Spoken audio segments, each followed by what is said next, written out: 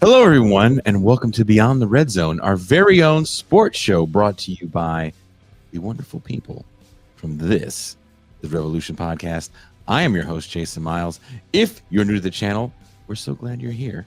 For our returning listeners, subscribers, and especially our very valued patrons. All right! You are the driving force behind the TIR machine. We couldn't do this without you.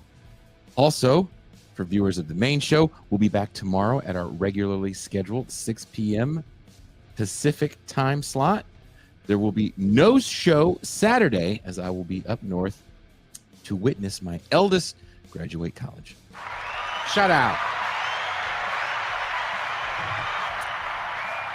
I've done some morning streams with Alex Heculi of Alpha Bunga Bunga Cast and journalist Ralph Leonard. Those shows are up. Go check those out if you haven't already. Quick reminder that TIR is listener-funded programming. If you enjoy all these shows and you have the means and feel so inclined, become a patron. You can access champagne rooms past and present, join us for our patron-only call-in segments, and also enjoy these kind of fun-ass movie nights. We had another fun-ass movie night last night where we watched Hard Ticket to Hawaii. And we watched the uncensored Hard Ticket to Hawaii, so it was interesting. Also, patrons get access to the Crisis Papers. Issue number 7 is up now, and patrons at the Teenage Anarchist level and above receive the magazine layout gratis. So if you would like to support that kind of writing that we do here on TIR, but aren't sure about making the monthly commitment, there's a link in the description to purchase the Crisis Papers wherever you are watching or listening to the show. Click that link and make sure TIR can continue to bring you this level of irreverent, hard-hitting, quality programming. Now, let's talk about something I wrote a little while ago that's out now. Wherever you're watching or listening to the show, there's a link in the description to get a copy of the latest Damage magazine. You can read my argument, Self-Catfishing with Steroids. The original title was Celebrity Skin, based off of the Whole song. But with like many of my edits, they're like, no one knows Whole that reads this magazine. It's like, I refuse to believe that there's not any grunge fans. But I digress. Self-catfishing with steroids. Control through seduction can feel less like imprisonment when the medium in which we are seduced is ubiquitous. The male gaze is no longer focused outward, but inward through the glare of the black mirrored screen of the smartphone. Our phones have become an appendage, and without them, we are limbless, as the device becomes a portal for many of us to escape the mundane and become something more, something greater. In the case of many young men, this is the world they were born into. From the moment they are conceived, their first photographed image, their sonogram, is shared on platforms to be viewed on screens for strangers to judge. We are in the era of content. Every aspect of our lives, from the mundane to the tragic, must be captured and shared. Everything, everywhere is content, and we are all creators and public relations specialists. If the internet has not validated it, then did it even happen? Life has become a perpetual audition. We don't just live, we curate, edit, and perform ourselves. The self is no longer private, it's algorithmic. In my latest article for Damage Magazine, I detail this phenomenon and how it relates to young people and a rise in steroid use. From the article, becoming a living billboard for brand you has created a growing population of young people who feel the best way to maintain their on-camera appearances is by using image and performance-enhancing drugs, IPEDs. Yes, ladies and gentlemen, that is what they're called. IPEDs. Research supports this trend, with studies showing that steroid use among adolescents has risen in recent years, fueled by social media pressure and the desire to achieve unattainable physical ideals. I'm not talking about athletes or aspiring fitness influencers, just young people wanting to maintain a photo-worthy physique. They know the risks and even display negative side effects when they stream their fitness journey, like massive back acne and depression when they cycle off the drugs. Take the Turin twins. They have 2 million TikTok followers at the time of writing. For example, the 23-year-old brothers, Christian and Michael, have achieved great social media success, amassing over 1 million followers across multiple platforms, including YouTube and TikTok. The duo takes their name from the IPED trenbolone that is popular among teens. While the Turin twins claim they don't use that particular muscle-building drug, they have no problem openly admitting to using other anabolic steroids. That's from the article, Self-Catfishing with Steroids. It is out now in Damage Magazine. Join us today as we discuss the massive shift in attitude in regards to steroids. Why are they now so acceptable? And why don't people care about the risks? Here to discuss this with me is my homie, my dog, Mac. What up, man? First, I just want everybody to give Jason his flowers here, because he has put out 2 fine pieces of writing that have been published in the last few weeks. Thank you. So I tip my cap to you, my friend. But yeah, I'm coming to you guys live from a hot spot, because last week it was storming, internet goes out. And then fucking internet provider hits my roommate up and was like, hey, man, we're going to have an outage. No planned time on when we're getting it back up. I'm like, oh. Yeah. Welcome to my world, Mac. That's what I'm saying, dude. Like, I don't even live in a place where enterprising entrepreneurs just yank up copper and fiber optic cable, you know, to make a couple bucks. Here in the United States, where everything, you know, has to run off the fucking internet, the multiple providers in my area are just like, yeah, we're going to schedule sheer amounts of downtime. Thanks. I, you know, how many shows have I done from a coffee shop in Tijuana? Oh, yeah, that's what I'm saying, man. I'm not coming from, you know, a rad coffee. Oh, no. He got stuck with his mouth open. That's for this show. That is horrible. The dick suck jokes that are about to just, he's going to get bukkakied with dick suck jokes now that his mouth got stuck like that. Oh, no. That's, of all the ways to freeze, that is not.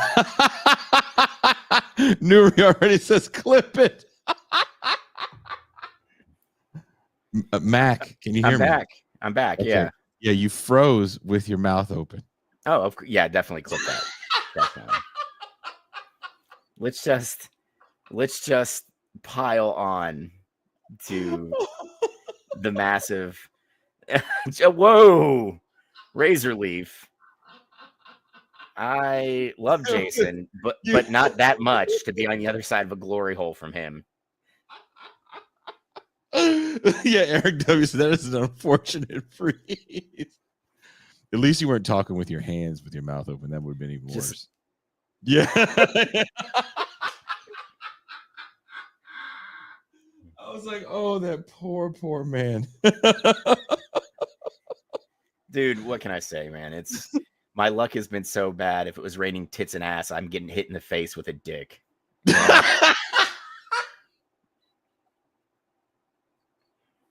Like, that's just the long and short of it, man. And it's not even like a regular dick. It's like one of those veiny, triumphant bastards. Not a steroidy dick. One of those like. No, definitely not. Definitely not. You know, and this is what kills me. Like to get, like I didn't understand guys using it in theater because, like, on my first deployment, dude, like if you went to take a shit or take a piss, you can see where they just drop their needles. Like it got to the point where my medic was going around with a sharps container. And like, okay, who injected? You know? Damn. But for me, like, do I want to be like yoked and shit? Absolutely. You know what I was terrified of on my first deployment since I only showered in 15 months? When I was forward, I think I took 6 showers the entire time. Right? Damn. Injection sites get dirty as fuck. And I was terrified of an infection. Right? And, you know, a lot of people, and I've heard this argument, right? Like, let service members use it, right? But like, you trying to make super soldiers? Like, you have your medic like dole out the dose and all that shit. And I'm like, why would I fucking want that? Yeah. All right. One, we're already like, I'd say half of us at least are having issues with post-traumatic stress disorder, right? Like, yeah, let's not compound it by adding an anabolic steroid to it, you know? And some of them have had some horrible effects on these guys. Trenbolone is the one that blows my mind the most because it became so trendy. Dude, when you in the article, when you were like, yeah, it was never meant for human usage, it was to fatten up cattle. Yeah. I was like, ew. That's like that shit, like that all the fucking MAGA people were like, take ivermectin. They're like, yeah, man, if it's good enough for horses, it's good enough for me. You know, like, let's go. You know? That's when you I had to do a fair amount of research, right? This is not something that got written in like a fitness magazine. Not to say the fitness magazines don't do their fair share of research, but this is a article about something that in a leftist magazine has a lot of psychoanalytical essays in it. So well, yeah, I figured when I saw the format, I'm like, this is a clinical, like yeah. I had to dot the I's and cross the T's when it came to the definitions of trenbolone and actually what it does in your system and the side effects that it causes. And one thing that shocked me the most was, Mac, because also I did get to talk to some steroid users, and I did watch kind of an obscene amount of steroid videos, which is more than one would think. These days it's nuts, man. Like a couple of like I like to watch people lift, man or woman, because they show you better exercises, like more compound stuff, right? And I don't mind that. But there's one there's one in particular that I watch that goes to this gym. Goes to this gym and meatheads, and like the one dude who's kind of like the co-star of their roving shit show is constantly asked whether he's natty or not. And you know how he's not natty is he never answers the question, right? You know, when you evade it like OJ did for about 5 years after the verdict, come on, man.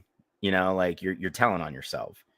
I mean, honestly, like for me, steroids lost its appeal when I was like 19, when I saw like the upkeep, you know, like the upkeep involved. Yeah. I was like, fuck that, man. That's going to take too much time.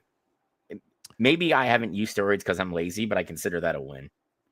You know, It's also a lifestyle, right? It's not for what I found interesting was right now I can see why there's an appeal of steroid use. And I quote the movie Videodrome in the opening and closing of the piece because there's a line. I think the movie ends with James Woods yelling, "Long live the new flesh." And I kind of felt like there's a second life that younger people live online that's more serious than maybe older people. And I don't want to think generationally, but we have to kind of be honest about a massive difference, especially with young people that grew up in the COVID era, yeah, that for a year and a half to 2 years, if not longer, have done school remotely. And maybe even at the college level, they're taking more online classes where they don't have to go in and interact with people. Whereas we kind of grew up in the age of just interaction. yeah. Go ahead. Yeah, I mean, and that's a good point. Like we grew up when the internet was being birthed, into this world. Yeah.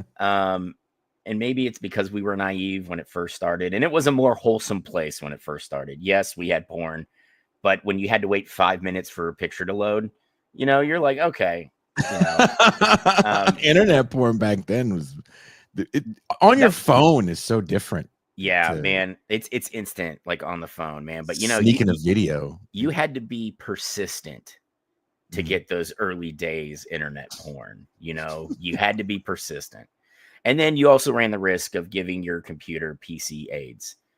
So like, but like honestly, there. I think you brought up a good point with the interaction against like digital interaction. Yeah. Because when you're interacting day to day, in person, everybody can see your flaws, you can see the, all that shit. But when a lot of your interactions are digital, you can hide a lot because you're only presenting what you want people to see. Right. Oh, God, yeah. So like a lot of these dudes that use steroids, right? I know a lot of lifters that just stick to tank tops. Most of these dudes wear like form fitting, like wick away t-shirts because they don't want you to see the giant pustules on their back.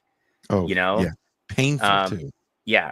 They show you the lifts and small snippets, but like you don't see them in the gym for hours, right?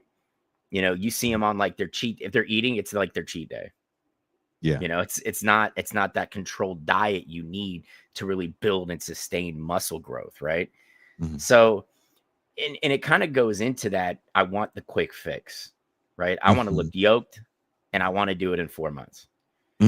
Not like you said in the article, I believe. I can achieve my muscle mass in 6 months rather than the 3 years it would actually take if I did it the right way. But I think that is a generational thing where guys like me and you.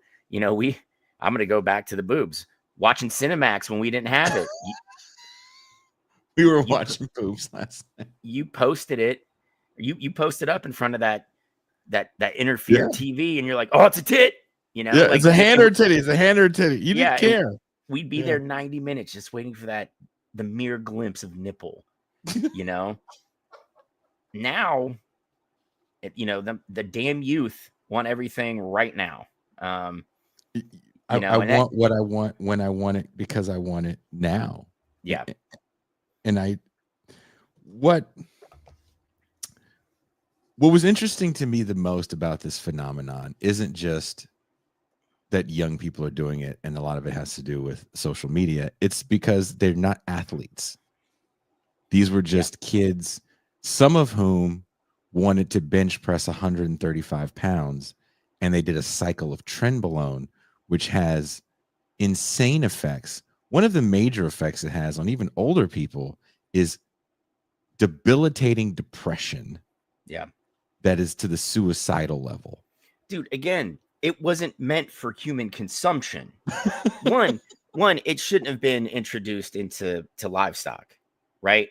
Our livestock was already big enough without turning them into these like 1.5 ton behemoths just so they can get higher yields per head, right? Like, we have genetically modified everything to the point where, you know, they make bulls that are so fucking big that they can barely walk, right? So they just topple over and they immediately slaughter and get what they can out of it. You know, I mean, look at the size of chickens. Like, what in the actual fuck happened? They can barely walk to back to the bullpen. Yeah. You know, and the thing is when you take something that was not meant for humans, it was meant for a head of cattle that weighed like 700 to 900 pounds. What do you think it's going to do to you, bro? Right? The body, whether we want to admit it or not, is one of those well-regulated machines. Like, it maintains, if working correctly, it maintains things on a chemical level. When you throw those chemicals into, you know, overdrive, like one chemical into overdrive, like let's say testosterone, you know, or other muscle building, you know, chemicals and amino acids, the body's going to find a way to balance out, right? And then this is where the laziness gets into me. Okay, so I'm going to get fucking yoked, but I'm going to end up with D cups because my body's going to start upping the amount of estrogen in my body.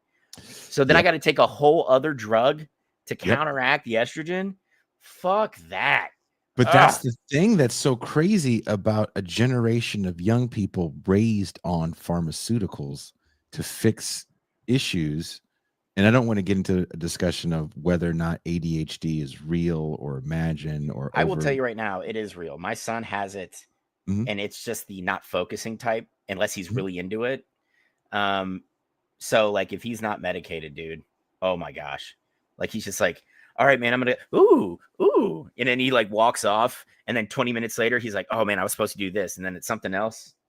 You know, I mean, before that medication, for better or for worse,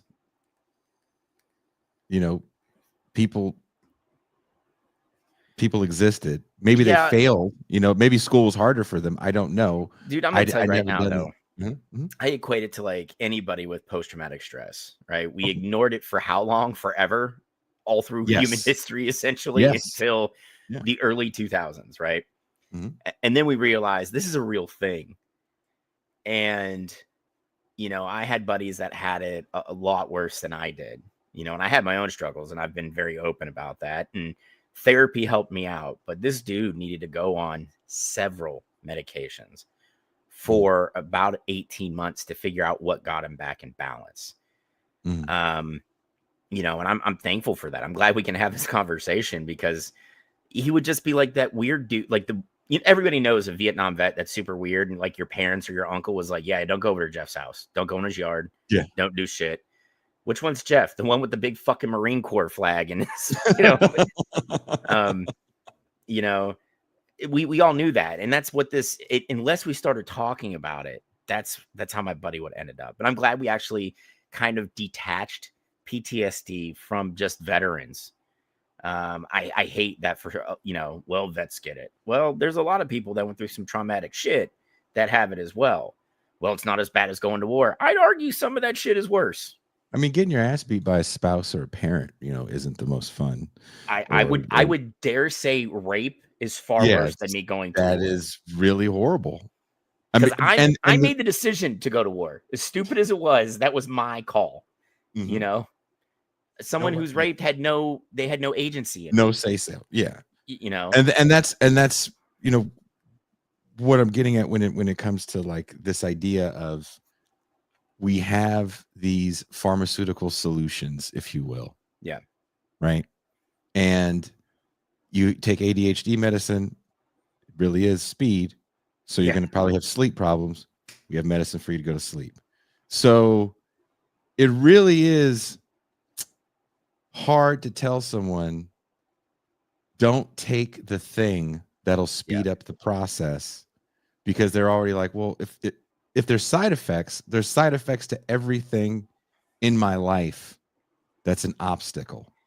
Yeah, and I take drugs for those side effects, and it's totally fine. And the thing I'm waiting on, this is what I'm waiting on, is for like GlaxoSmithKline or Pfizer to get approval, probably from this FDA, if we're being honest, for a legal steroid. And I'm talking not one to help you breathe better, but they're like, you want to get yoked? You know, those stupid pharmaceutical commercials. You know what? I've been in the gym for 2 years and I got stenerified from GlaxoSmithKline.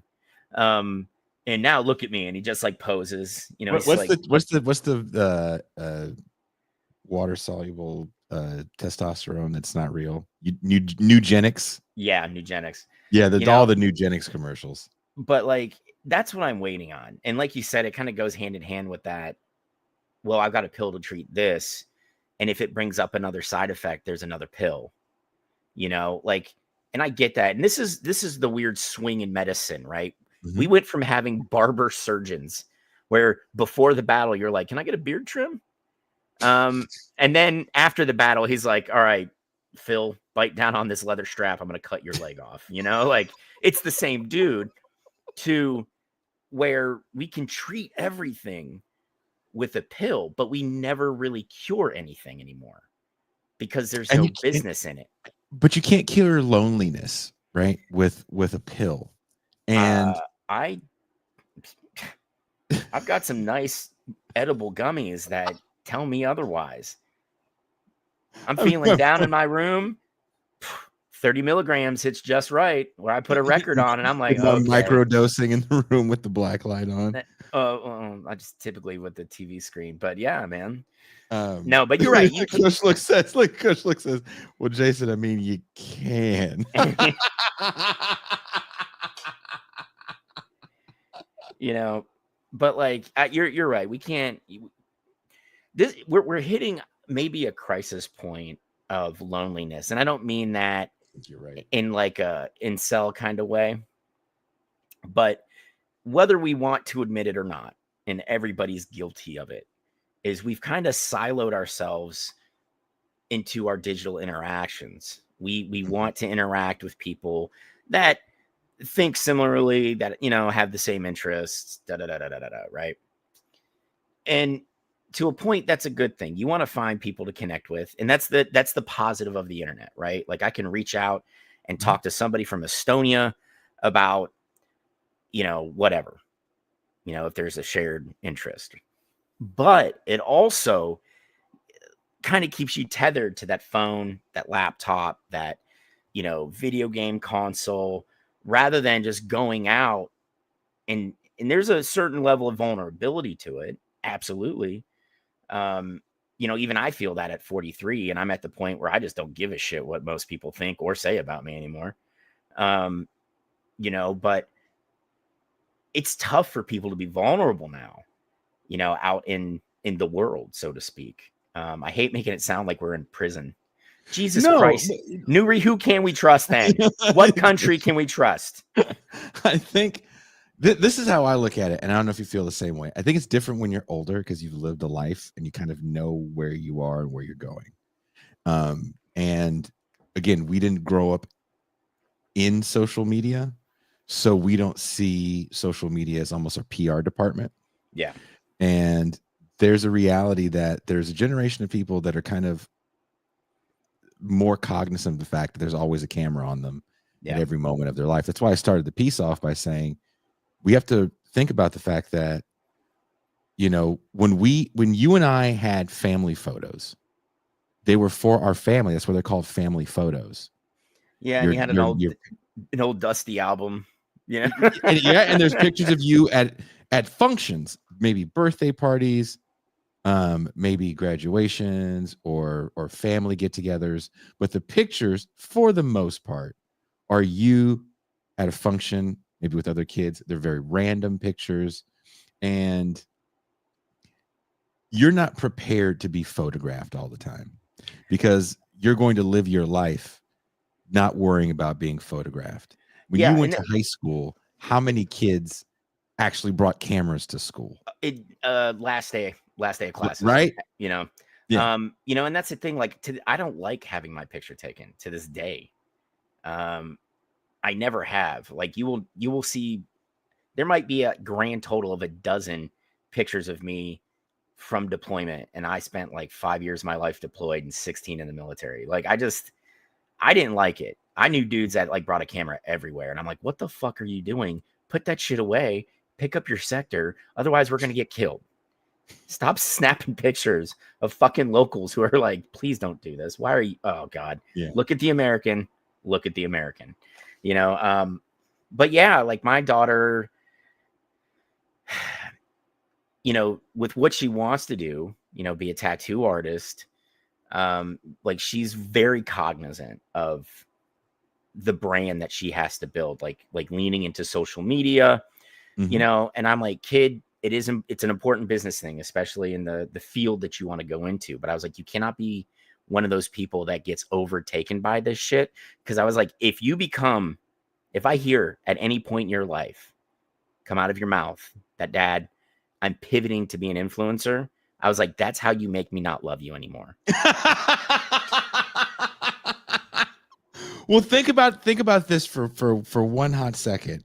Her want to be a tattoo artist. I'm not going to shit on anybody wanting to be a tattoo artist. As a tattoo artist saved me from homelessness before I came down here to Mexico. My tattoo artist, Natasha, in the Central Coast. And she ate a lot of shit. Part of it because she was a woman. Part of it because it's one of those industries where when you are new, you have to eat a lot of shit. Oh yeah. And then, you know, you have to prove your worth with your artwork.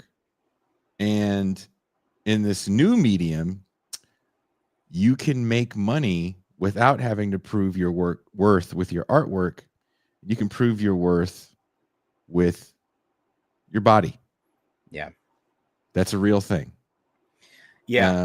It's way more prevalent than people think in the tattoo world. So before, when it was like, you know, I need to get a tattoo from so-and-so because they're one of the best artists, you know, around. Now it's like, well, so-and-so is hot. I want to get a tattoo by so-and-so. Yeah. And like, I'm not going to hate on anybody using their titties to make some money. I don't see an issue with it. Right. We live in a society that is increasingly getting more expensive just to exist. Dude, make your money, right? Got no issue with that. But you're absolutely right. Like you see a lot of artists now that put a lot of time and effort into social media because that's how they get clients now. You know, it's not like when you and I got our first one, you're like, who'd you go to? What shop? Yeah. You know? Yeah. Like it's something might pop up on your TikTok feed and it's like, bro, that's the person I want to get ink done from, right? And you know, that's how it is, man. And Zahir, if you want to use your moobs to make money, you go for it, bro. All right. Just do a cycle of trend, do no estrogen blockers. You're gonna have massive man tits, and you too will be able to weaponize your titties into funds. Oh my God. If you survive the day. Yeah. Yeah. I mean, listen, this is America. We don't need to talk about all the other side effects. And if we are, we have to say it really fast at the very end of the commercial.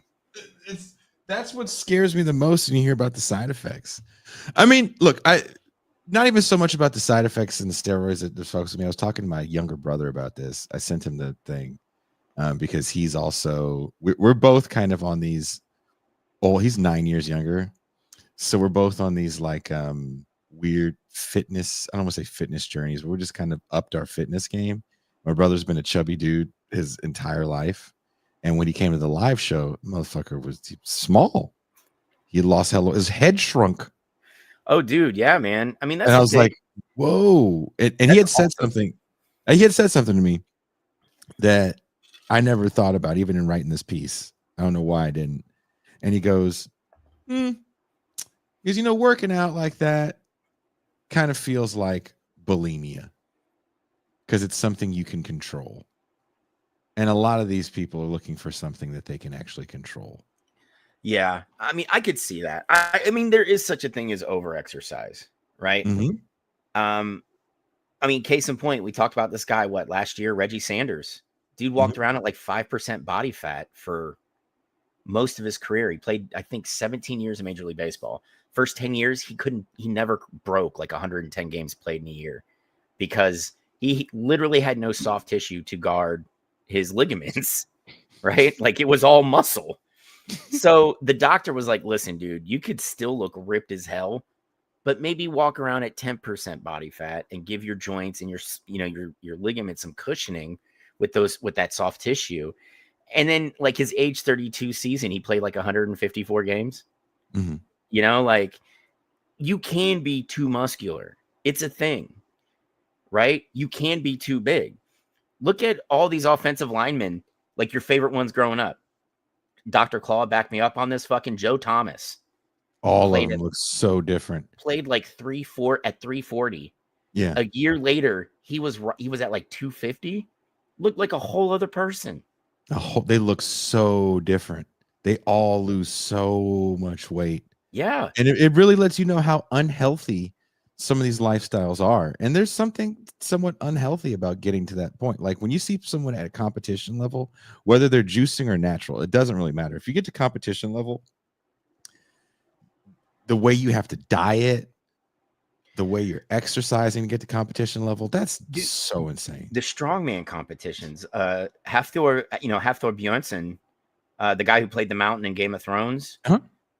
Well, the last guy that did it, because there was like two other giant physically imposing men that were there before him. He started changing how he lifted. Like he's like, I'm not training for strongman anymore because like it's just it's taking a toll on my body. And he weighed like almost 500 pounds, and most of it was muscle. Jesus. He's still a giant man, and you got to think he started out as a professional basketball player. But that historically was a sport where guys were very, very rail thin, and people told you don't lift weights for basketball because it will affect your shot. And by the time we get into the late 90s and 2000s, these players are jacked. Oh, dude, look at Jordan. Jordan was always fucking ripped, right? Well, later we got much larger later. Yeah, but he was, he went from kind of like he grew into his body, wiry, right? To LeBron James came into the league like knowing this is my business. I have to do it right. And dude, he looks like he could step onto an NFL field and play tight end. Yeah. You know what I mean? Like he's a very muscular dude. We're starting to see that kind of enveloping of weightlifting in the NBA. Because look at Giannis. That year the Bucks won the fucking NBA championship. Dude looked totally different physically than he did from the season prior, so like I think lifting's good, right? I think it's very good, building strength, muscular endurance, all that. And whether you're straight powerlifting, which is what I enjoy, or you're doing more dynamic workouts, except if you CrossFit, you're just going to destroy your joints and end up in a wheelchair. That's all I'm going to say. But there's something good about that. It could just be like the mental part, like the feeling of accomplishment or, seeing the physical changes. But like when you are in the gym for 2 to 3 hours a day, right? And I don't mean this in like a professional wrestler way where like you running around half naked and having to do all these athletic things in a ring. Like when you're not doing those things in the ring, and you're not traveling, there's some time there for you to do that, because you have to look good half naked. You have to be able to physically do those things. But for these fucking goofy influencers, this is like their job, I guess, is to go fucking cycle up and then hit the gym for 2 to 3 hours. That to me, that's not healthy, right? Like that is not that. Think about it like this, and I'm not going to disagree with you because I think there's something extremely unhealthy about, again, having every aspect of your life that needs to be recorded.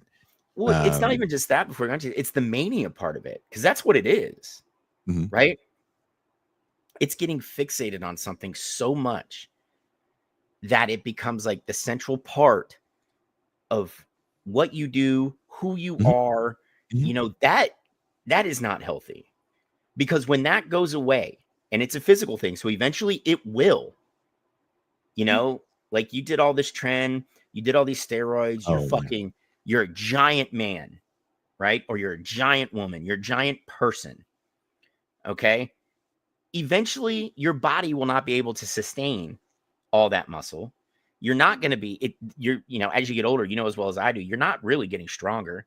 It's a fucking bell curve.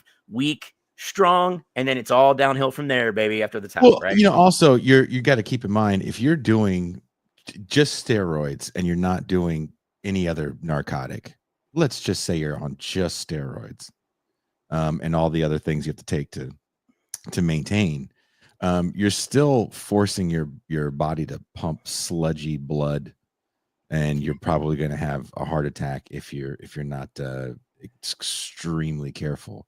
Yeah. The bigger thing that we have to remember here is, if I work out for an hour every other day, an hour plus every other day, which I didn't realize I do, I'm going to be able to look in the mirror when I'm done and have a pump.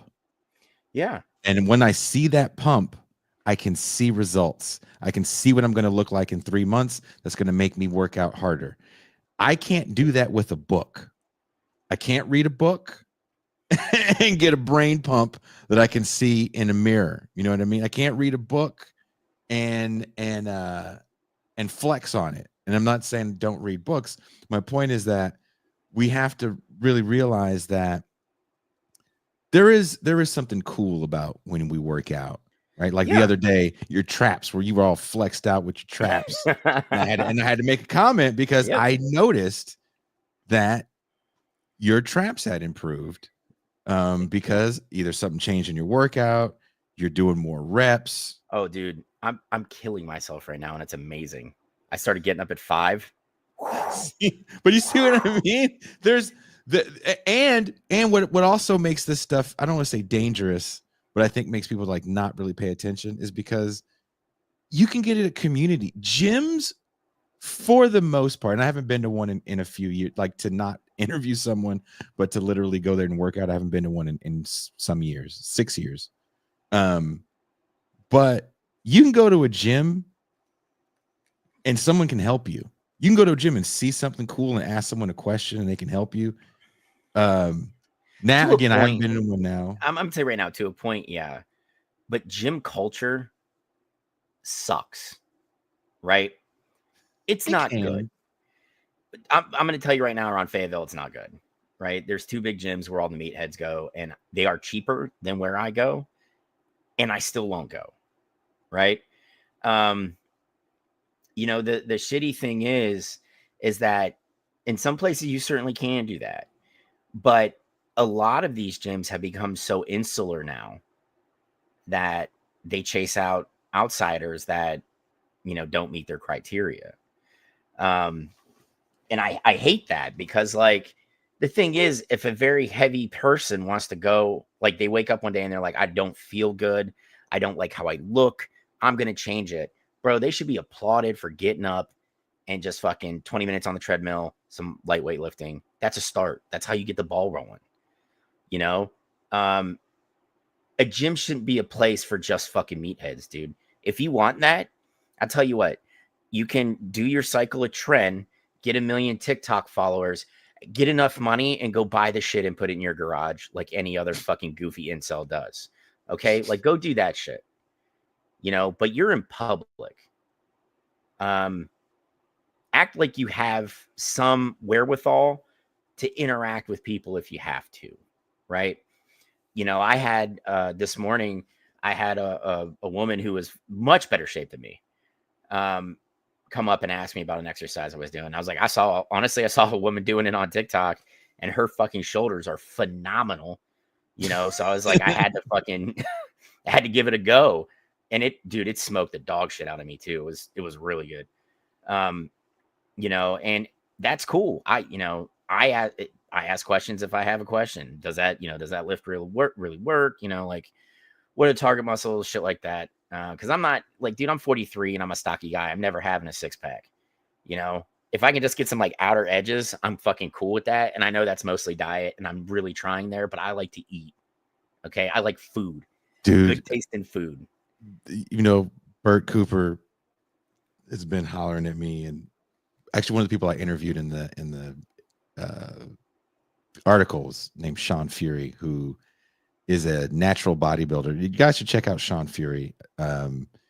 He is getting a lot of attention because he is an actual natural bodybuilder and also an extremely sweet man. And Bert was the one that told him about calorie deficit, because Bert eats like shit like us.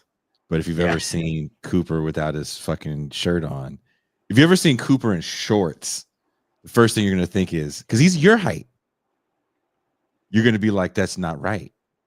Because he's just ripped. And he's like, you are 5'8", when you're 5'8" and you have big legs, people are like, immediately just start giving you like, how is he wider than he is tall? You know, like. I talked to him the other day. I was like, hey, are you still all fucking yoked and shit? Are you and Sean both bulking out? He goes, nah, man, I'm like a panther. I mean, he's like, I'm muscling like a panther. But, you know, because of him kind of forcing me and doing the interview with Sean, then I started following Sean on social media, which was more, you know, depression fueled. You see these just, you know, their muscles have muscles and shit. Oh, dude, yeah. Right. All like the striation shows, and you're just like, what the fuck, dude? Like, how dehydrated are you? Like, how much water do you drink, man? But you know, he's totally into this idea, Sean is, that you can achieve your goals naturally. And going back to gym culture and lifting weights and doing it wrong or being scared and have someone being like, you need a spot? I got you. Yeah. Right? Like you said with the woman coming, like that's camaraderie that's hard to find, because when you see a lot of gym videos, it's a woman saying, this man's looking at me. Oh my God, I can't do anything. And that's not necessarily gym culture all the time. I'm sure there are people that stare at women at gyms. Oh, dude, yeah. I do exist. Yeah. You know, but like, and that does happen. But for the most part, a lot of this is just groups of dudes that live together. Right. And they're almost afraid of girls. Almost afraid. You know who else said that? Alex Herbert said that same thing. He said the same thing. Yeah. You know, and I don't know if it's just an insecurity thing or what, but it's just like, dude, you know, again, it probably, like, you hit the nail on the head. It has something to do with our age too. Like, you and I we are who we are. We don't give a shit. You know, like, this is us. Take us at face value. Or you see over there, you can fuck right off over there. And when you get there, I want you to turn around and keep fucking off in that general southwesterly direction. You know? So like, a lot of these younger people, it's different for them, and I get it. And a lot of that goes back to, like you said, they've constantly been filmed, they've constantly been pictured, and we all know the toughest guys in the world are fucking trolls on the internet that like to say shit, and it really gets to people. You know, like, I don't understand the mentality it takes to wake up one day and go, you know what? I'm going to go call Angel Reese the N-word on the internet. Yep, that's what I'm going to do today. You know, like, just. Okay, that's a perfect example of kind of a big thing about this whole article, which is kind of what I opened up with, this idea that everything is content. So Angel Reese got fouled by Caitlin Clark. And because Angel Reese and Caitlin Clark are the Magic and Bird of today's basketball, there is no Magic and Bird in the NBA. No. And because all the white players are international. It doesn't count.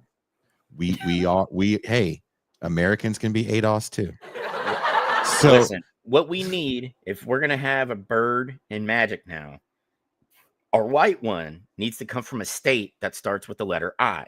Cannot deviate from that. Indiana. Cooper Flag is going to give you a run for your money, because where's he from? Maine? Yeah. Dude, Maine. He's from Maine, or Florida by way of Maine. That's how his life That's is. That's pretty white, right? Because I think he went to IMG or some school, IMG. He did. He transferred from Maine down to IMG. Yeah.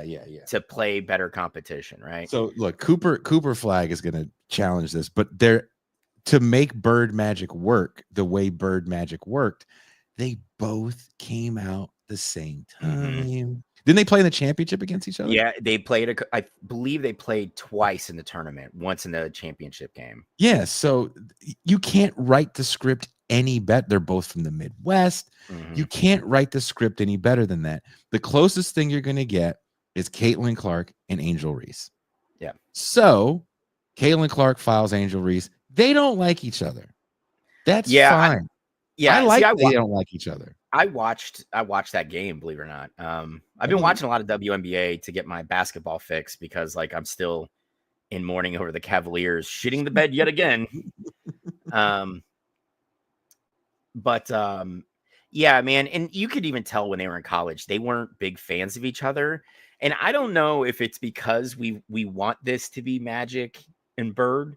Yeah. But I feel like the dislike between the two has only grown since they got drafted and got to the pros.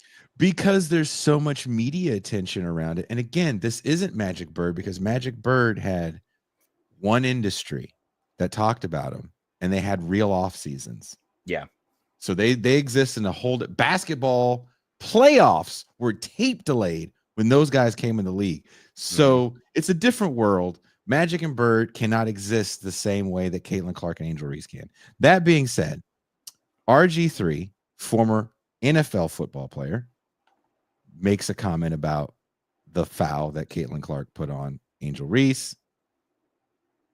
Ryan Clark, the former football player, decides to comment on RG3 commenting on Angel Reese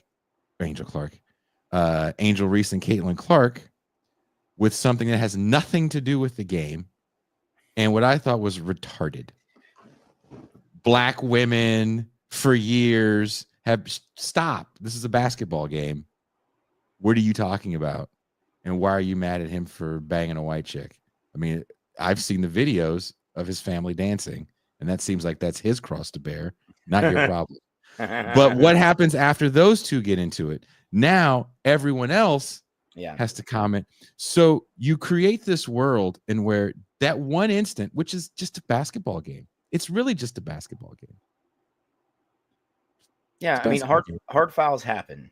It's a part of the game, and the refs are there to make sure it doesn't escalate. Right? That's ostensibly what they're there for. But you know, I think you hit the nail on the head. There was an off season where both those guys could unplug and like be away from the game, and now we don't have that. Right? A lot of that is the weird expectations that we've put on the professional levels for women, right? Like before the game, what do you essentially have? A runway walk. Like women are walking to the locker room and they're dressed to the nines and they got cameras out there, right? For dudes, what do they typically do that? For the guys that are dressed really weird, right? Like it's not everybody on the team, you know? And especially with Angel Reese, how she has marketed herself, you know, with the endorsements. She had a McDonald's meal. Yeah, she's got a Reese's cup here in Mexico. Yeah, man.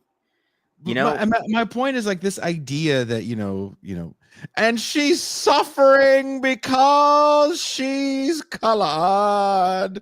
I'm like, look, she's not setting the same records her white counterpart is. And when they play against each other, it's primetime TV. And the fact they both exist is helping this sport grow exponentially to the point where it's finally profitable. But all that aside, it is profitable because we care less about the sport and more about the ability to mine the content. Yes. So Kanye is another example. 20 years ago, nobody would care about anything he said. He'd just be a dude that hadn't released a good record, and that's what we talk about. But because he says insane things in an era of everything is content, we have to do a show on it. I have to do a video essay on it. I have to tell you my thoughts on it in social media. We are all content creators in this moment in time where there is no water cooler anymore. Yeah, and I hate that. Right? If I put my 2 cents on because I started a Threads account just for shits and giggles. Honestly, it's because I miss Twitter. And I put up like the Aces are going to miss Kelsey Plum this season because they traded her to the Sparks. And that first game, she dropped 37 points. And I was like, fuck. You know, I love the Aces. I'm going to ride with them, even with their boring Raiders adjacent uniforms, because Mark Davis is a chotch bag. But people were like hopping on, you know, like that I had never interacted with. They don't even have a picture up, you know, and they're just fucking, see, you know, you need good players. Like, and then, you know, it came down, honestly, some of the comments came down because Kelsey Plum's white. No, that has nothing to do with basketball. What you want to do is say that, you know, this particular white player carried the team for what, two straight championships and another finals appearance. No, the Aces were just very well built. And who was the MVP last year? Asia Wilson, because she's fucking awesome. You know, it's just, you know, I don't want to be a content creator, dude. You want to know what I want to do? I want to fucking throw weird comments about sports out. And by weird, I mean just like 1 or 2 lines, no more, no less. And then fucking talk about communism. That's it. Right? I don't want to stir the pot about, you know, who, you know, coming to Angel Reese's defense. I mean, I feel horrible that she feels that she has to address every fucking troll that reacts to something she does. Right? Mm-hmm. That will break somebody down, especially some like young people just. But that's what we're saying about the whole wanting to look a certain way, because everything about you is recordable. And young people know that way more than old people. Whenever you see somebody acting a fool in front of a camera, they tend to be over 25, right? Unless it's like young kids fighting.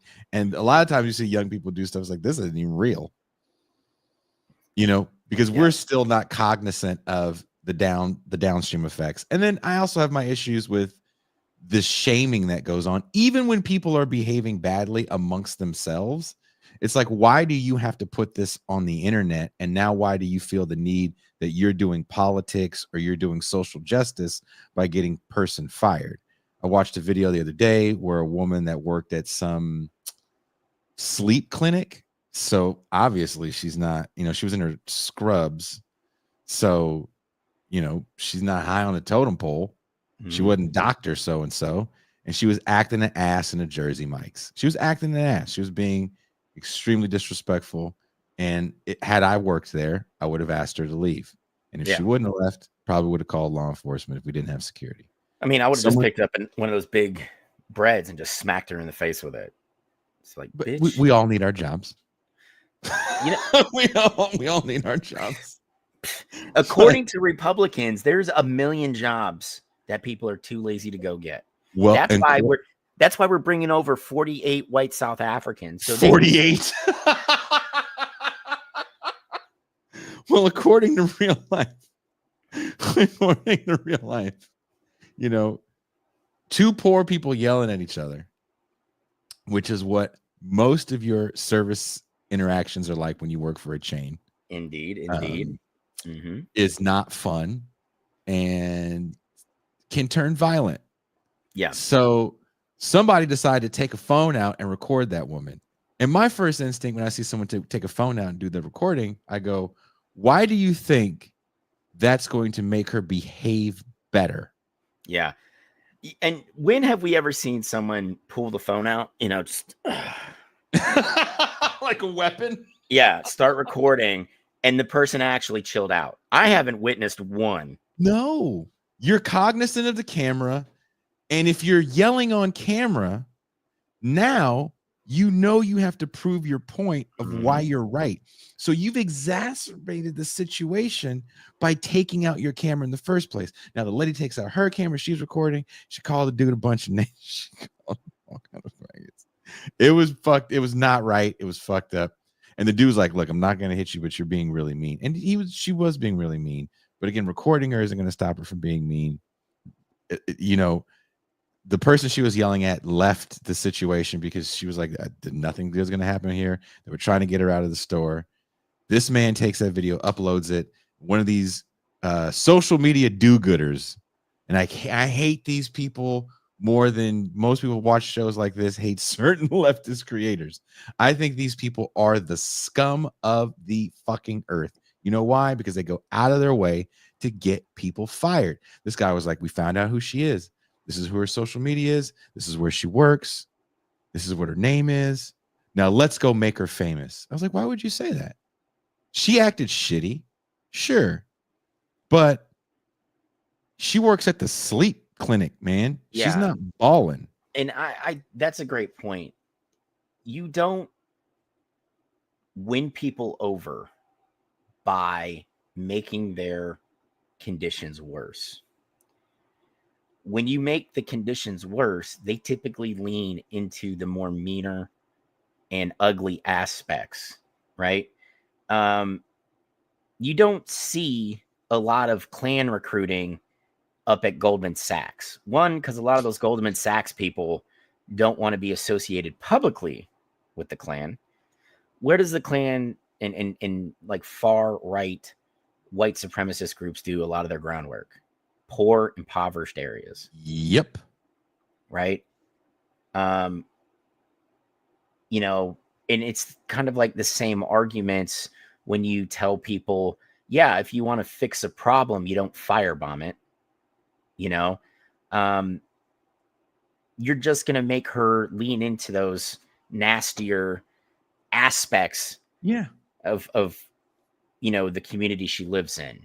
You know, I never understood the point. Like, unless this dude is walking around dressed like Heinrich Himmler, I don't feel the need to get him fired. I don't want to, even if I dislike this person, I don't want them to be so hard up that they don't have money to purchase food. I grew up poor. I know what that is, and I don't wish it on anybody. You know, so I never understood this part. If you want to be, you know, get into social justice, which I don't really like that term.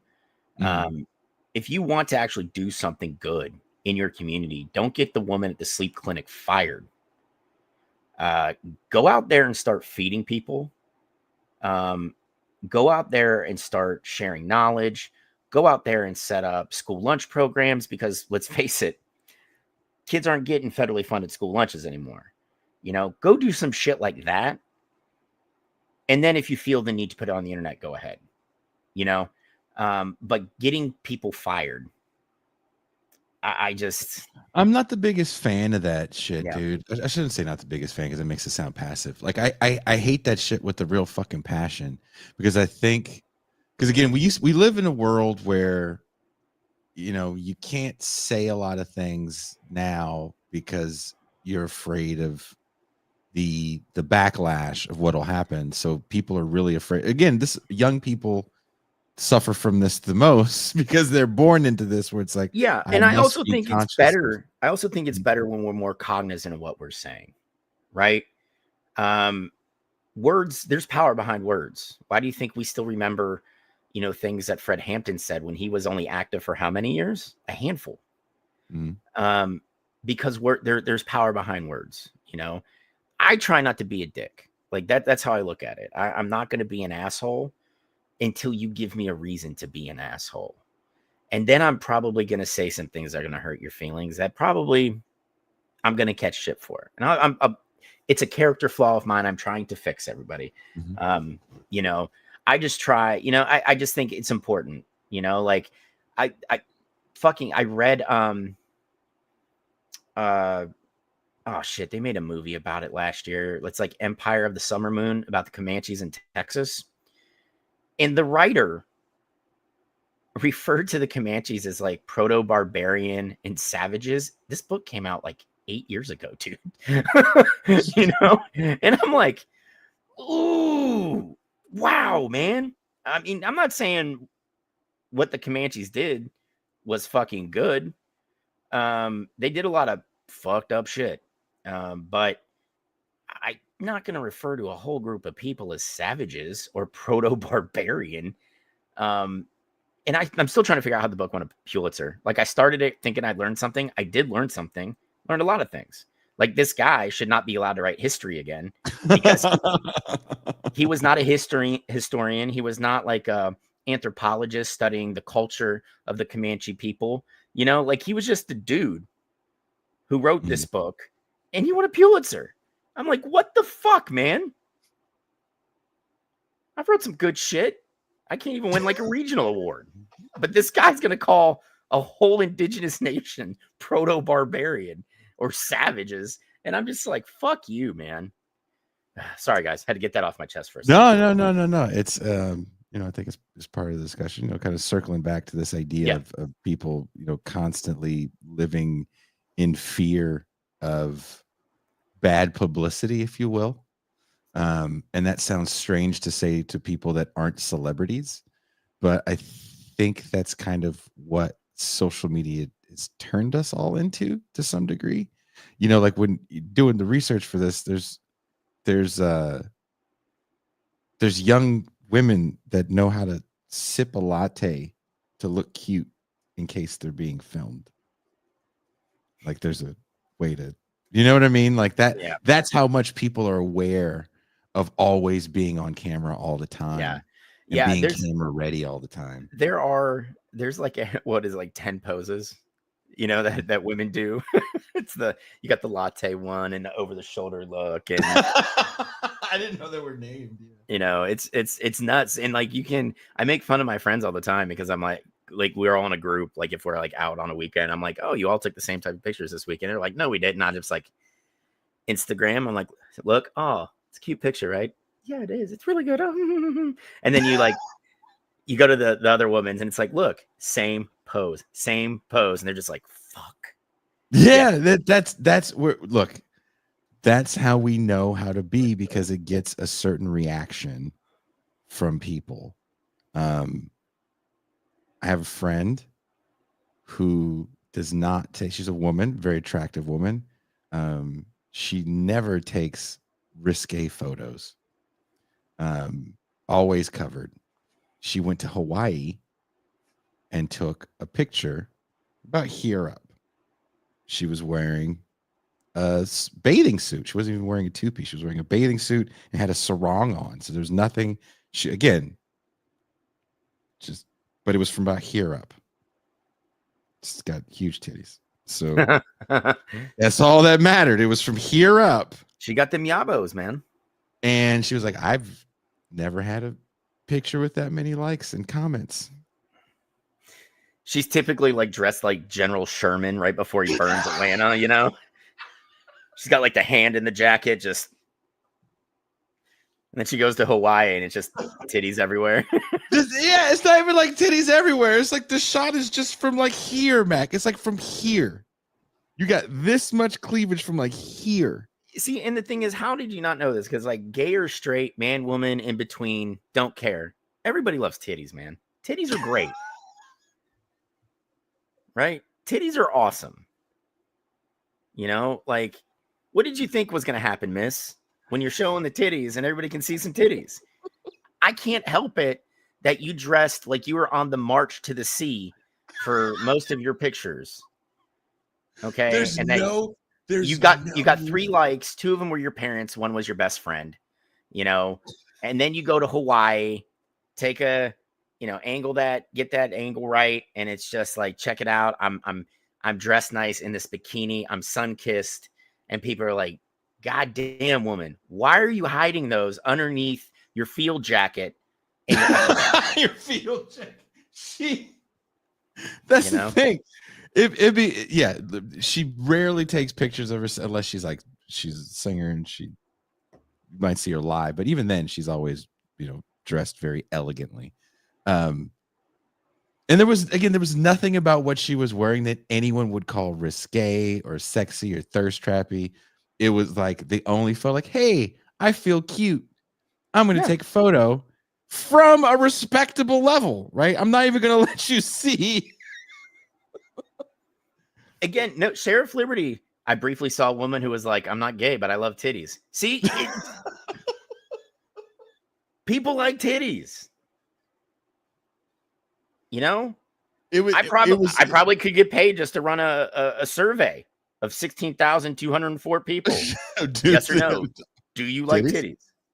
We right? watched titties last night. There was men and women in the champagne room where we watched Hard Ticket to Hawaii. Just saying, man, people like titties, and there's nothing wrong with that. Titties are great, you know. See, Dr. Claude, whenever I peek at Instagram, some of the stuff I see, I hear Norm's voice in my head. Gooning. Mm-hmm.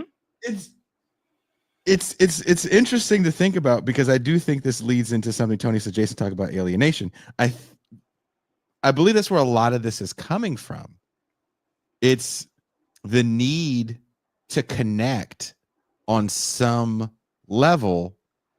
And when people are alienated to that level, yeah, right?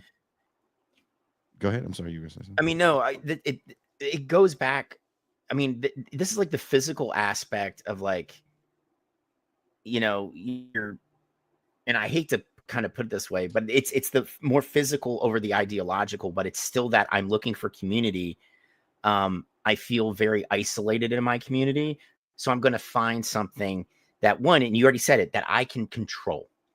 Mm-hmm. Right.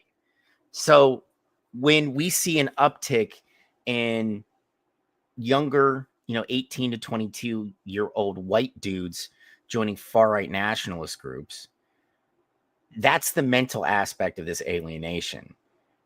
This, like, I got to juice, I got to get yoked, I got to, have 3% body fat and muscle on muscle on muscle, giant back zits be damned, depression be damned. But, that's the physical, right? And I mean, dude, the sad thing is they're starting to commingle.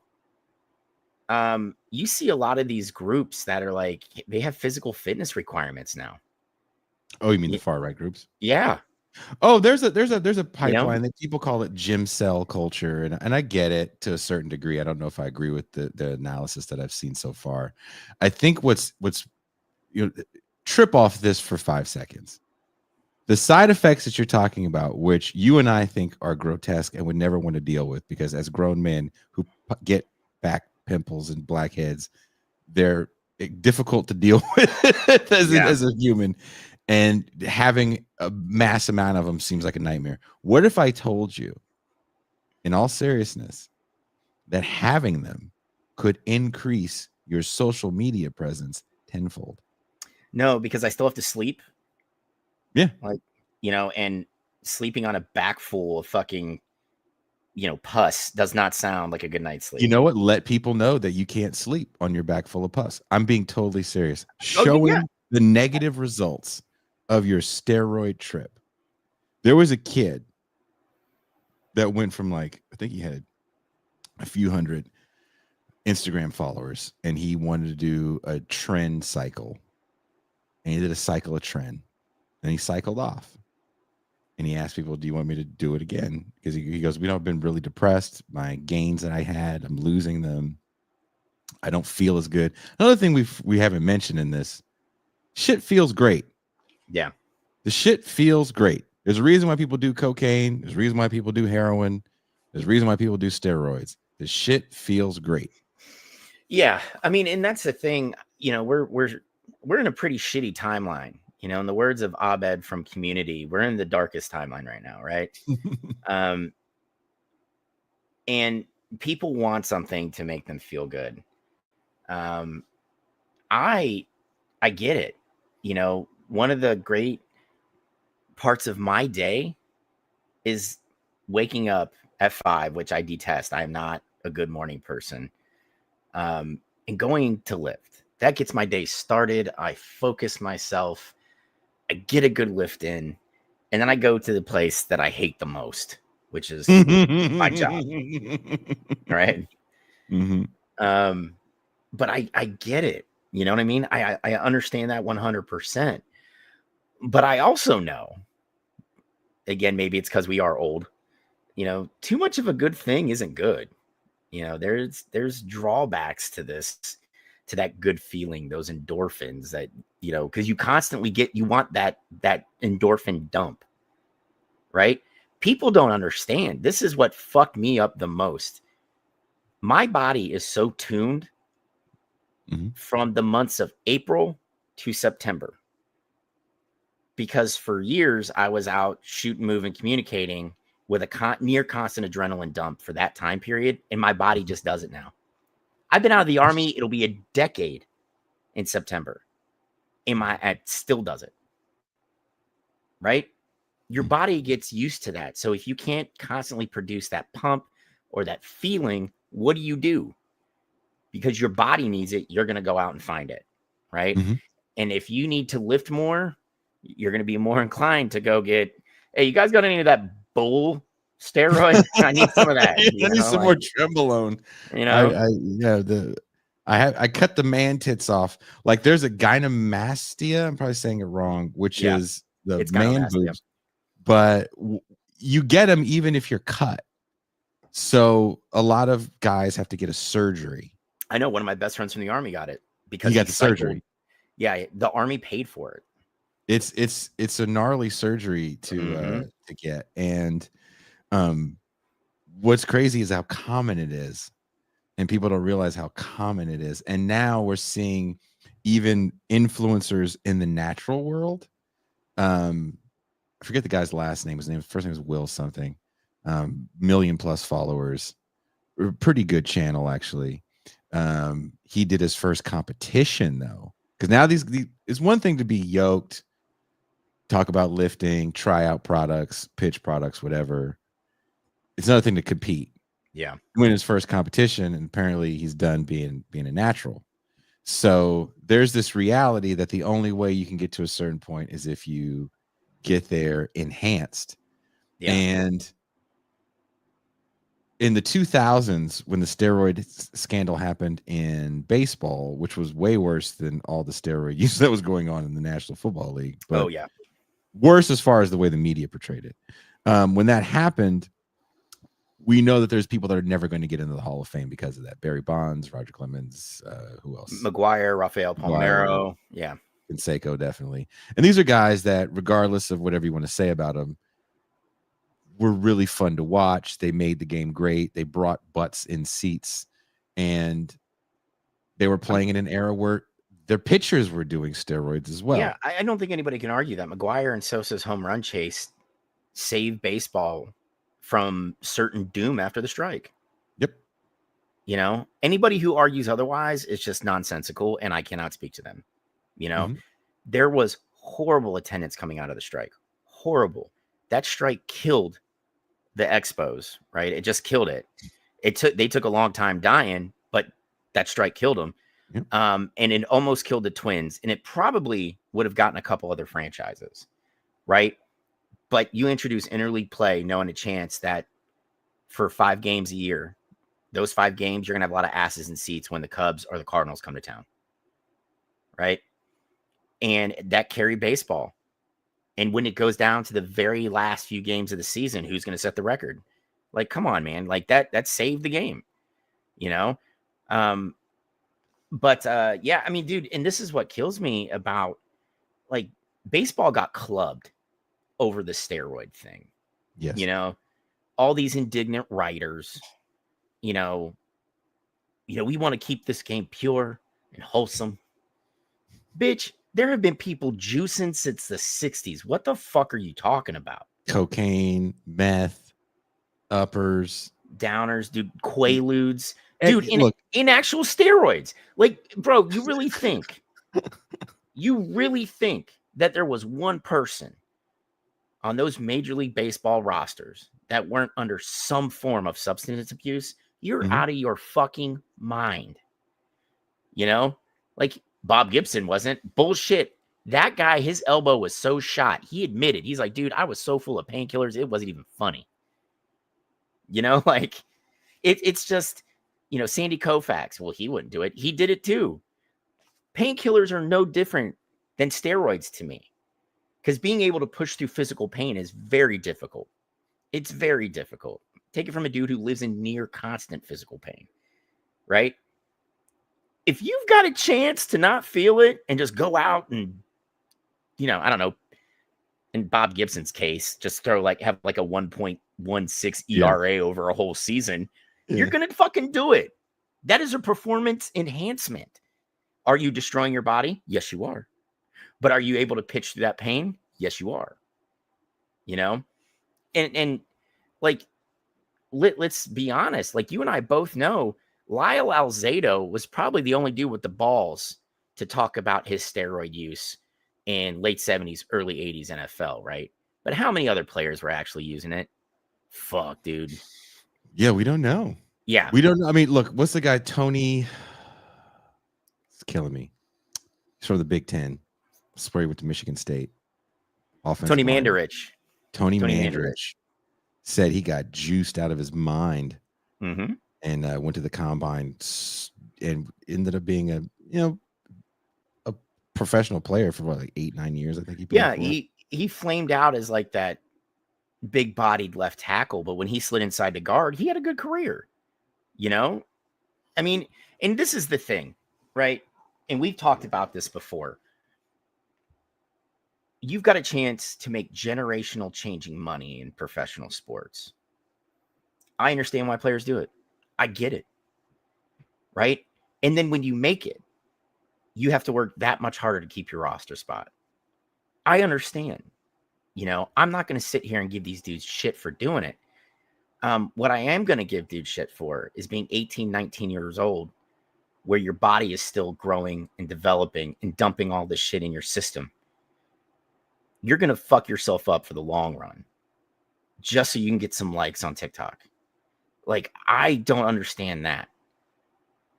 You know, you and I both have seen the horror stories of the guys who made a lot of money in professional sports and have nothing to show for it. We've seen that. Mm-hmm. We're starting to see the social media influencers where the same shit happened. You know, I made like $10 million last year. I ain't got shit to show for it. You know, and that's the sad thing. We're probably going to see more and more and more of it, you know, as this shit comes along, you know, and I feel bad for these kids. And the fact that, you know, like you said, you got one dude that came off cycle. I'm losing my gains. I can't sleep because my giant back zit.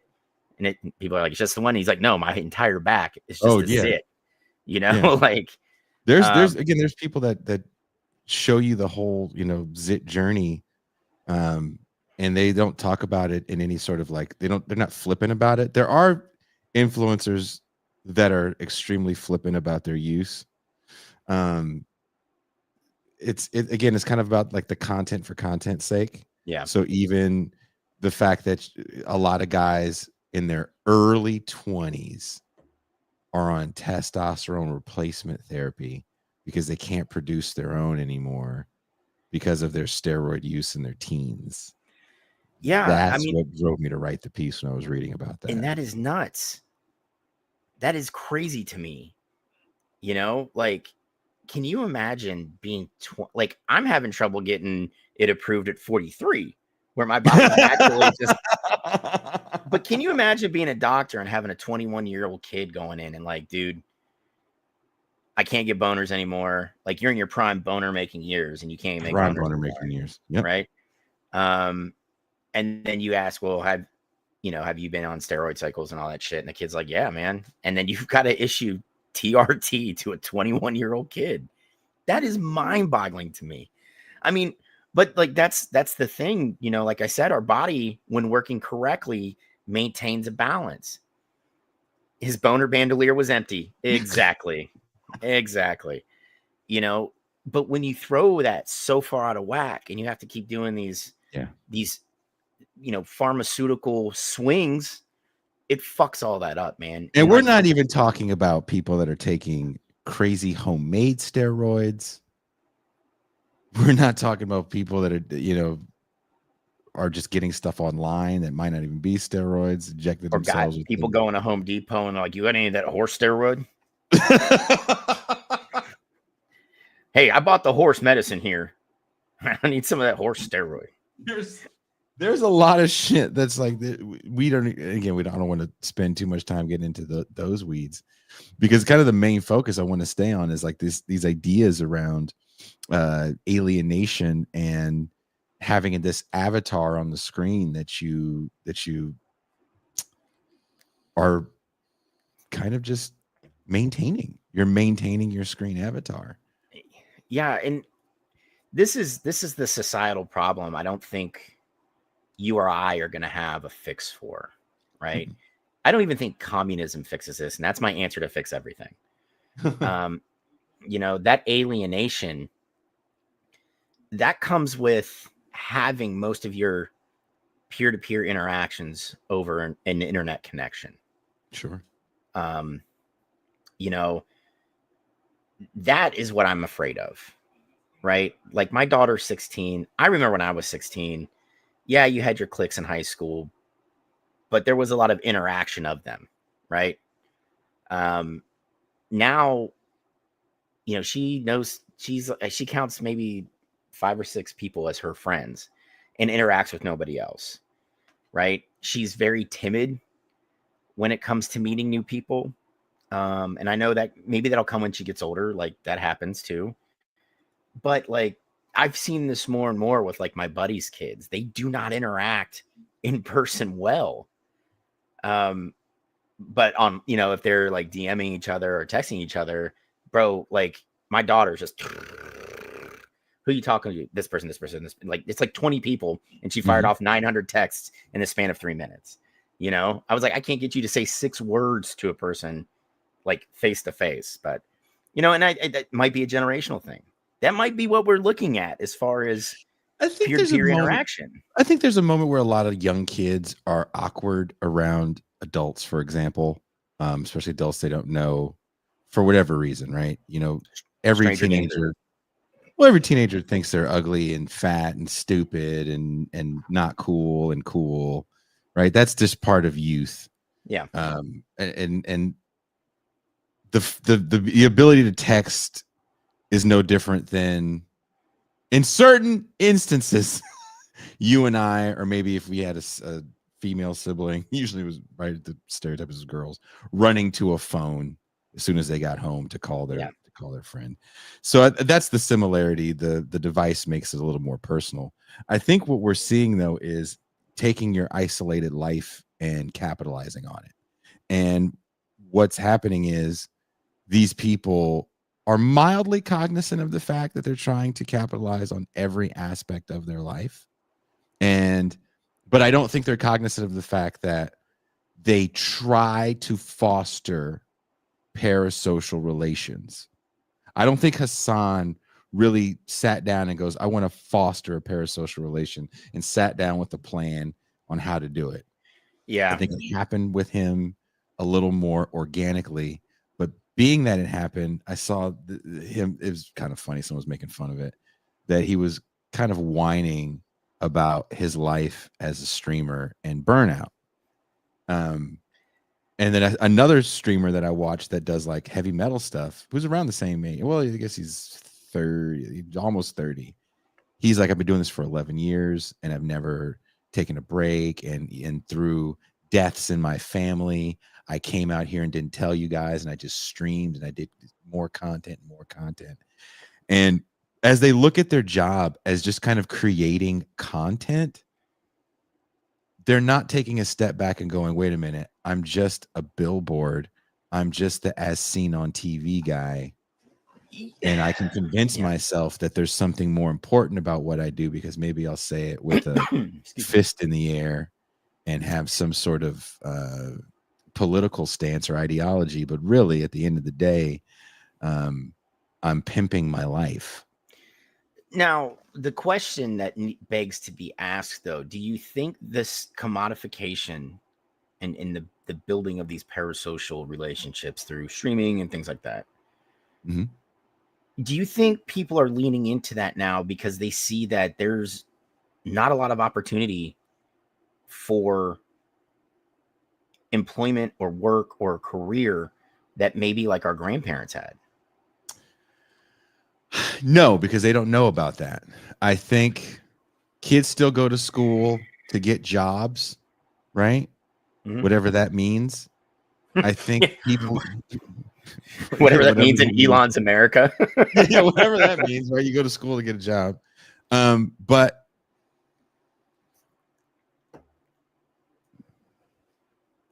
in my family, I'm having a hard time with someone that is struggling with the idea of their worth because their degree isn't enough in their mind.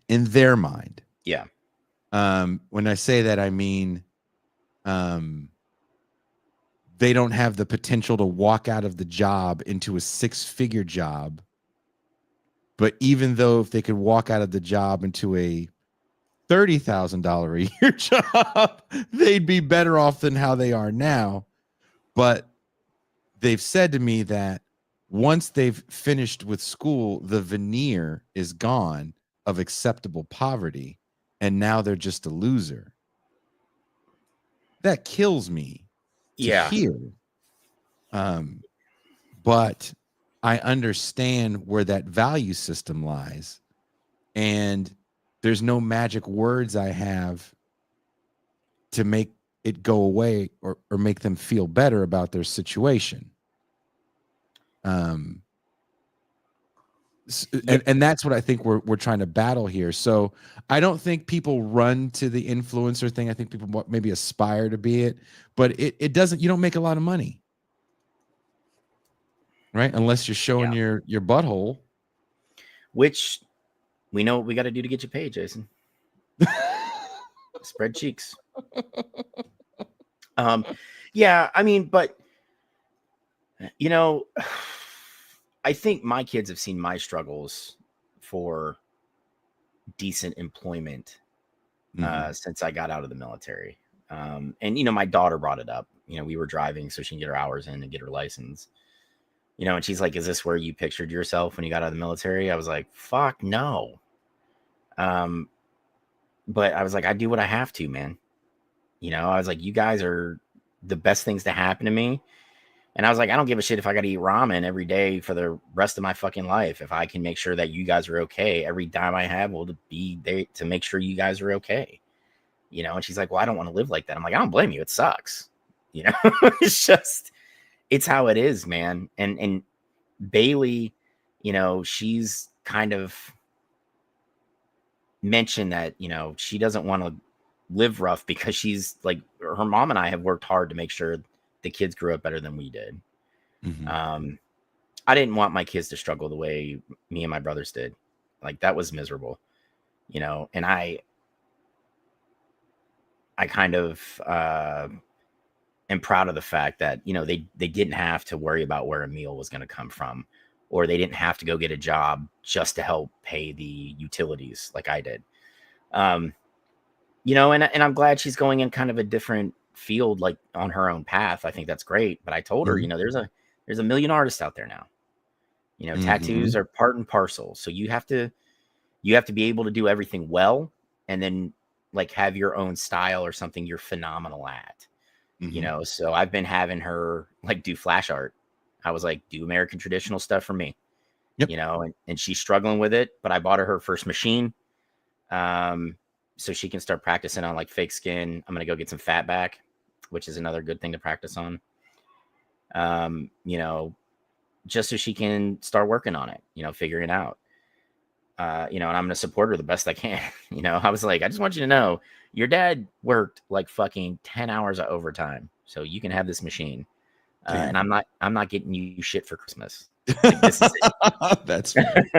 You know?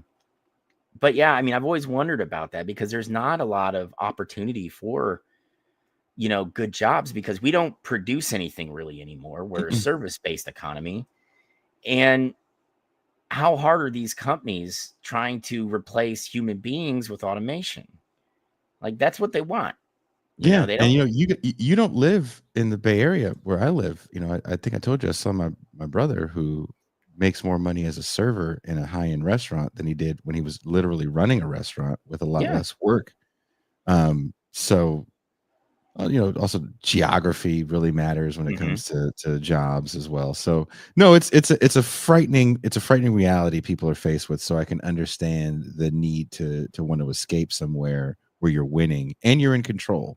And I think that's what steroids is. It is kind of a new, I don't want to say new, it's been around for a long time, but for some people, it's a new form of bulimia. Yeah. I mean, and that's the thing, especially when you see kids that are doing it, you know, like seeing, you know, guys I served with, Okay, cool. You know, you're in your early to mid 20s. Who gives a fuck?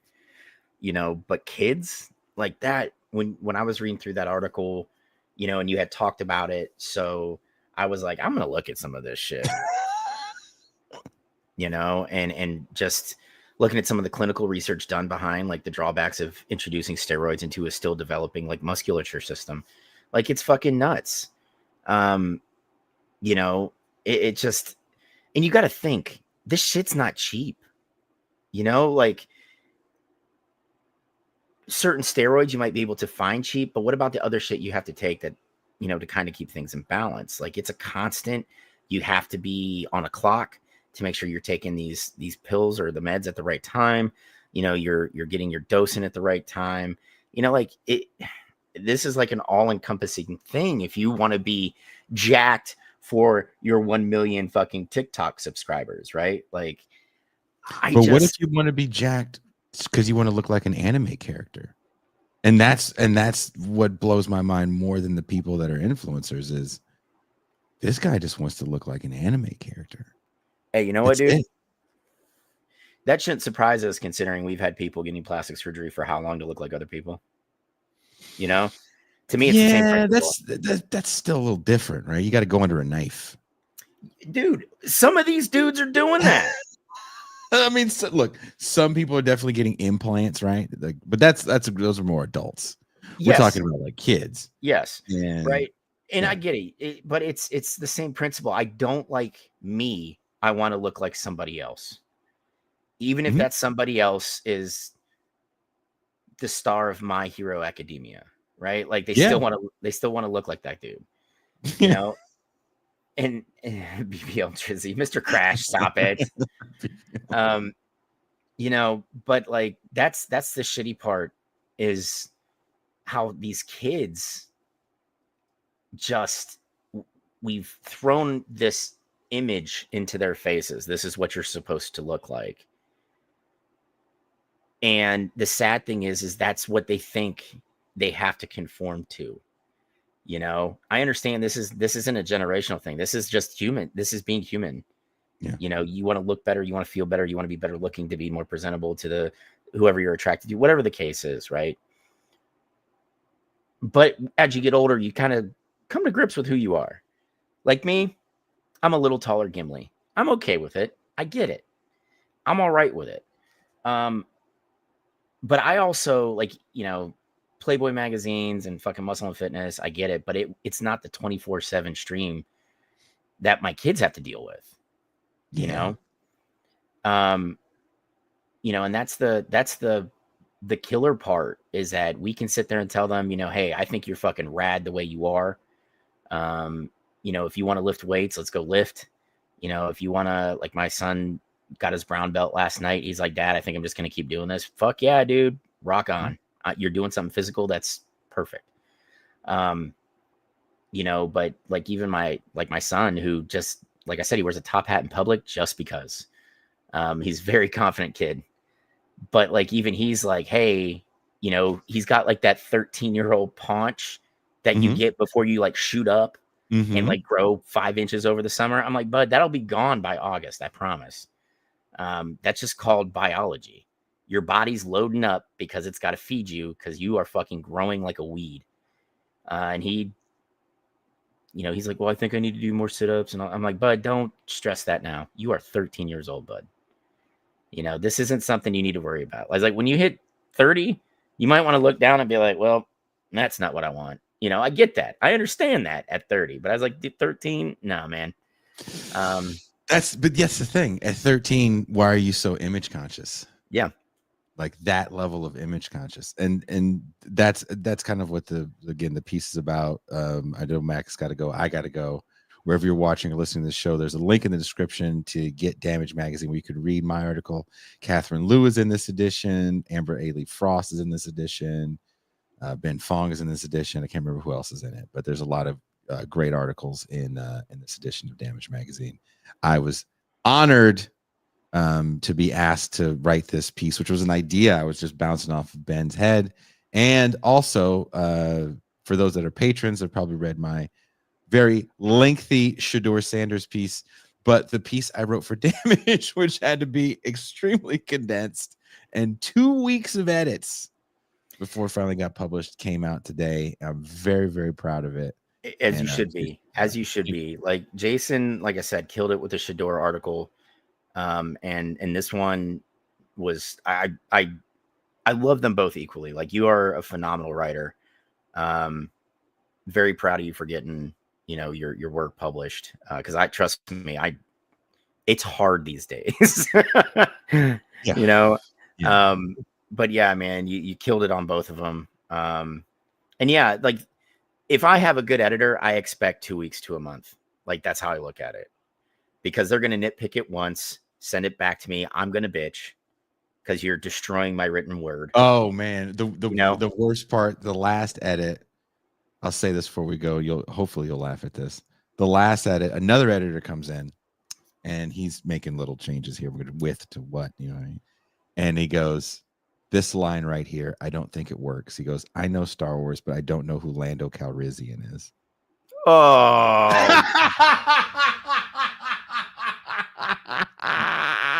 Excuse me, main editor. Yes, get this other person out of here quickly. Like, get him out. So the fact that I got to keep, look, Damage posted my article from a few years ago about Kendi and identity politics, and they let me keep the title, The Man Who Sold the World, which is a David Bowie song. Mm-hmm. They changed the title on the Steroid piece, which was Celebrity Skate. It was a whole song, but they let me keep the other, and I had punk rock quotes all through the Steroid piece, by the way. I figured you would. I figured you would. They took the quotes out, but they let me keep the headers. Glamour Profession is a Steely Dan song, and We Die Young is Alice in Chains. So I get to keep some of this stuff sometimes, right? So I was all excited. Well, dude, the thing is, as you get published more often, you pick and choose the battles you fight, so you can keep the important shit. You know, like, that's keeping the headers. I thought was great. You know, I was so like, oh, let me keep the headers. So I do the Shador piece, and in the Shador piece, Mac, the headers are Star Wars titles. A New Hope, right? The NFL is and I end it with The Empire Strikes Back, right? Because the NFL should they take that off. I'm like, oh, fuck, they changed it a little bit.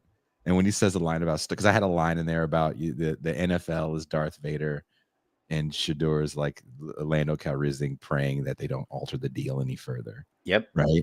I thought that was like this cute little fucking like ha ha line. And he was like, I have no idea who Lando Calrissian is. And I wrote back in the notes, I was like, I'll make the change, but that is the black person. Yeah. Hey, bro, that's the token in the galaxy far, far away. Right. Okay? I'm trying to like, this is the blackest article this magazine will ever see. Hey, Jim, do you see the black guy that wrote the Shador article dropped in, and the name of the only black guy in Star Wars the first time? Really? Huh. The article was about a black guy? Yeah. Shadir Sanders, you know. I thought a Shadir was some of these foreigners from a Scandinavian country. Does he have one of those funny umlaut letters in his name? His daddy is Dion. Oh, that one, that fella. Okay, I heard about him. Like, I wish I should have screenshotted the exchange, because it was actually kind of funny. I really did write, that's the one black guy. I said this is the one black guy in all the Star Wars movies, and we're not going to count John Boyega, because he plays in the newer ones. Yeah. So yeah, the battles you don't fight, and that was not one I was going to fight for. Yeah, you know, you're just like, I want this one thing. I guess we could lose the Lando quote. You know, like, it's all picking and choosing. You know, that's it. But I just couldn't believe, I was like, you don't know Lando? Like, are you like 24? Like, how do you not know Lando? Dude, he probably only watched the new shit. He's just pumped over Andor season 2 right now. Okay, I could see that. I could see that. Yeah, everybody wants to write about fucking Andor. Well, look, get out of here. Go do your wonderful dadding. Thank you for being a friend. Thank you for doing this show the way you did it. You had to do it with your fucking phone, and that means a lot. Hey, man, you know what? I'm full service as long as I got power. You know, I lose the power though. Sorry, guys. I apologize. That shit the other day, you were like, and you know, Yeah, it was like, dude, it was like I immediately texted Jason. I'm like, internet went out, and then it was power. I was like, oh, it's gonna be one of those kind of storms. Okay, that shit went out. North Carolina don't fuck around. Perry says The Empire Strikes Back is a 50-year-old film. It lies. Star Wars and me are the same age, and The Empire Strikes Back came out in 81. Today, it's how many years is that then? 43 years. Oh, it's your age. Shout out to Mac and Empire Strikes Back.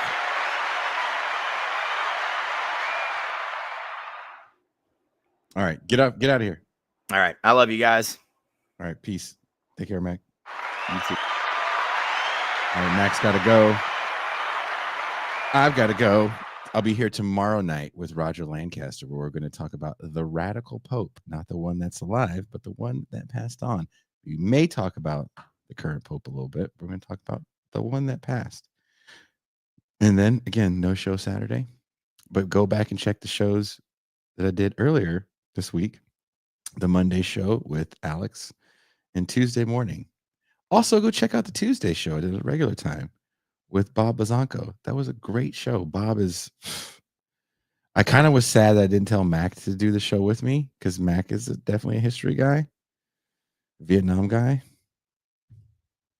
The radical Pope can do a kick flip.